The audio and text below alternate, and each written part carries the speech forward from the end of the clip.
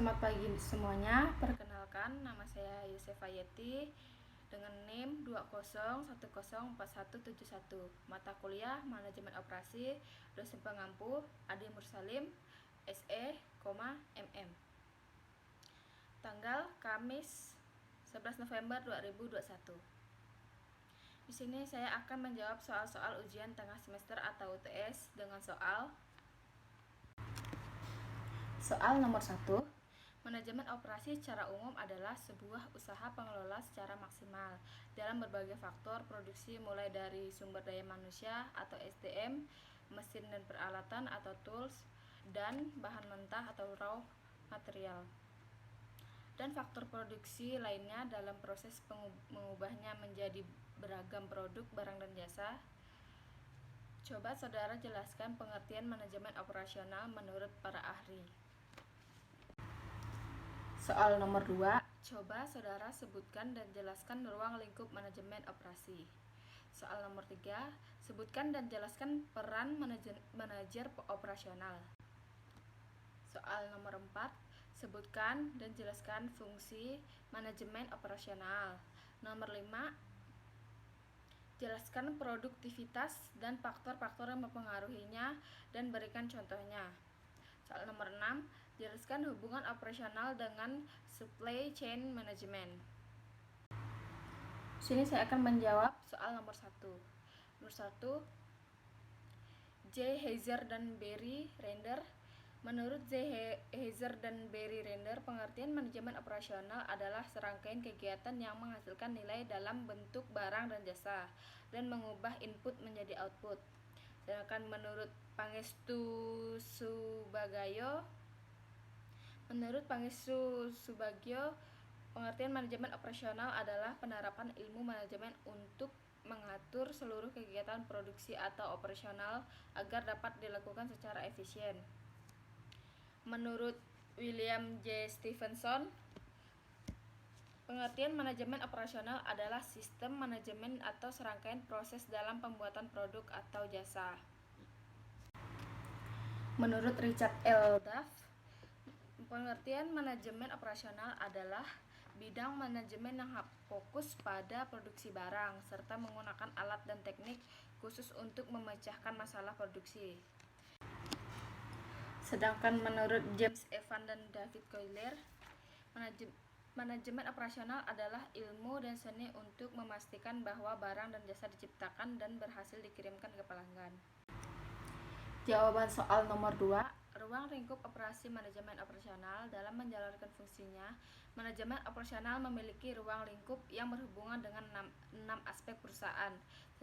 Setiap aspek dalam ruang lingkup tanggung jawab manajemen perusahaan tentu memiliki maksud agar tujuan perusahaan dapat sesuai dengan lebih efektif dan optimal. Aspek yang pertama itu perencanaan. Aspek yang pertama adalah perencanaan di sistem produksi. Dalam aspek ini, manajemen operasional akan berusaha untuk menghasilkan produk atau jasa yang sesuai dengan diharapkan konsumen. Mulai dari segi harga, kualitas, hingga keuntungan akan direncanakan oleh manajemen operasional. Kedua, aspek pengendalian. Selanjutnya, ada aspek pengendalian produksi yang mengaitkan manajemen operasional dengan pengendalian atas rencana produksi pengendalian. Pengendalian tersebut bertujuan agar tujuan yang ditetapkan perusahaan dan dapat tercapai. 3. Aspek sistem operasi produksi. Sistem informasi produksi menjadi aspek ketiga yang dimiliki oleh manajemen operasional. Aspek ini menuntut manajemen operasional agar bisa memberikan dan mengolah informasi agar bisa memberikan informasi yang akurat dan cepat. Secara umum, ada 3 bagian sistem informasi perusahaan, yakni informasi internal, pelanggan, dan pasar yang harus bisa dikelola dengan baik agar kegiatan produksi mampu bekerja efektif serta efisien. Aspek yang keempat yaitu struktural. Yang keempat adalah aspek struktural yang berkaitan dengan pengaturan komponen perusahaan. Tujuan dari komponen perusahaan tak lain adalah untuk membangun sistem manajemen operasional terintegrasi dan mampu berinteraksi antara satu dengan yang lainnya. Yang kelima, aspek fungsional. Selain itu, ada pula aspek yang berkaitan dengan kegiatan manajerial dan organisasi. Semua komponen struktural serta interaksinya yang disebut dengan aspek fungsional. Kegiatan pada aspek fungsional ini mencakupi perencanaan, pengendalian, penerapan, dan juga perbaikan sehingga kinerja perusahaan menjadi lebih optimal. Aspek yang keenam adalah lingkungan. Manajemen operasi akan berkaitan dengan aspek lingkungan, yang mana perkembangan dan kecenderungan kegiatan produksi pada lingkungan harus diperhatikan. Artinya, manajemen operasional harus mampu melihat potensi lingkungan sekitar perusahaan agar dapat mengambil kegiatan yang bermanfaat meningkatkan produksi. Jawaban soal nomor 3, manajemen operasional memiliki tugas pokok dalam proses produksi, diantaranya 1. Membuat proses perencanaan kuantitas dan kualitas bahan baku dalam proses produksi. 2. Membuat rencana lokasi gudang, persediaan, dan peralatan mesin yang efisien untuk menghemat waktu dan mobilisasi. 3. Merencanakan layout pabrik. 4. Bertanggung jawab atas pemeliharaan peralatan pabrik untuk menjamin keandalan dan keberlangsungan operasional. Yang 5. Membuat strategi produk yang berkualitas sehingga bisa bersaing dengan kompetitor. Yang 6. Membuat jadwal kerja yang efektif dan efisien dengan mengevaluasi biaya tenaga kerja. 7. Manajer operasional bertanggung jawab atas keberlangsungan hasil produksi, baik dari sisi kuantitas maupun kualitas. Jawaban soal nomor 4. Pada umumnya, ada 4 macam fungsi manajemen operasional, diantaranya fungsi proses. Hal ini sifatnya teknis, diantaranya berupa metode yang dipakai dalam mengolah bahan. 2. Perorganisasian. Teknik dan metode kerja dengan fungsi ini, maka proses produksi dapat berjalan dengan efektif dan efisien. 3. Fungsi perencanaan. Bahan ini termasuk penetapan dan kuantitas bahan. 4. Fungsi pengawasan atau pengendalian terhadap penggunaan bahan untuk proses produksi. Jawaban soal nomor 5. Produktivitas adalah hubungan antara keluaran yang dihasilkan dengan masukan yang dipakai pada waktu tertentu. Menurut Paul Mali, produktivitas adalah pengukuran seberapa baik sumber daya yang digunakan bersama di dalam organisasi untuk menyelesaikan suatu kumpulan hasil-hasil. Faktor-faktor yang mempengaruhi produktivitas berikut ini adalah beberapa faktor yang mempengaruhi produktivitas sebuah organisasi. Faktor pertama yaitu faktor teknis. Faktor teknis adalah faktor yang meliputi penentuan lokasi, tata letak, dan ukuran pabrik atau mesin produksi yang tepat, penggunaan mesin dan peralatan yang benar, teknis penelitian dan pengembangan, serta penerapan komputerisasi dan otomatisasi pada produksi yang bersangkutan. Jika perusahaan menggunakan teknologi terbaru dengan tepat, maka produktivitas akan semakin tinggi. Faktor yang kedua, faktor produksi. Faktor produksi adalah faktor yang meliputi perencanaan, pengordinasian, dan pengendalian produksi, penggunaan bahan baku yang berkualitas baik, serta penyederhanaan dan standarisasi proses produksi.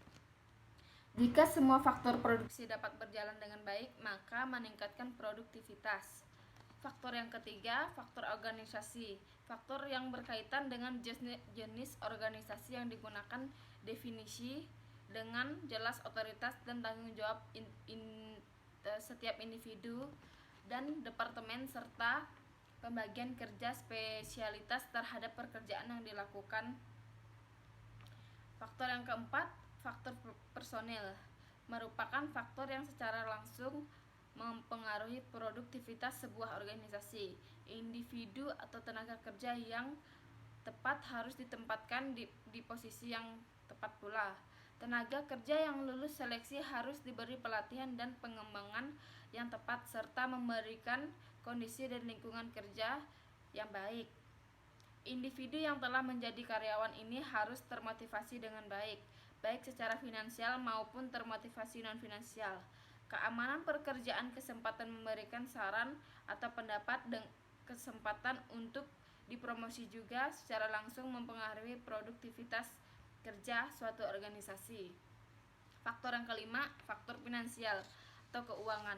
Keuangan merupakan darah dari sebuah bisnis. Oleh karena itu, harus terdapat perencanaan dan pengendalian keuangan yang baik terhadap keuangan atau modal kerja. Penggunaan modal atau pengurusan keuangan harus dihindari. Manajemen harus memperhitungkan dengan baik pengembalian atas modal yang mereka investasikan. Keuangan yang dikelola dengan baik akan meningkatkan produktivitas suatu perusahaan atau organisasi. Contoh kasus perhitungan produktivitas: sebuah perusahaan menggunakan 150 kg bahan baku plastik untuk menghasilkan produk jadi sebanyak 100 kg. Pada bulan kedua, perusahaan tersebut mengkonsumsi jumlah bahan baku yang sama, yaitu 150 gram. Namun produk jadi yang dapat dihasilkan lebih banyak, yaitu sebanyak 145 gram. Hitunglah produktivitas bulan pertama dan bulan kedua produk perusahaan tersebut. Bulan pertama, produktivitas output atau input, produktivitas 120 atau 150, produktivitas 0,8 atau 80%. Bulan kedua, produktivitas output atau input, produktivitas 145 atau 150, produktivitas 0,96 atau 96,67%.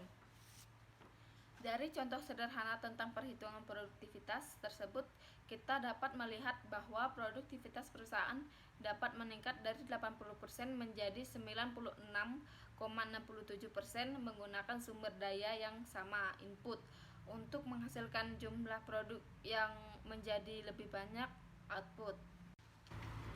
Jawaban soal nomor 6 itu hubungan manajemen operasional dengan supply chain. Bidang ini berhubungan dengan proses produksi dan distribusi barang. Manajemen operasional sangat erat kaitannya dengan supply chain atau supply chain management. Mereka harus paham tren global dan lokal, memahami permintaan konsumen dan kapasitas bahan produksi. Terima kasih.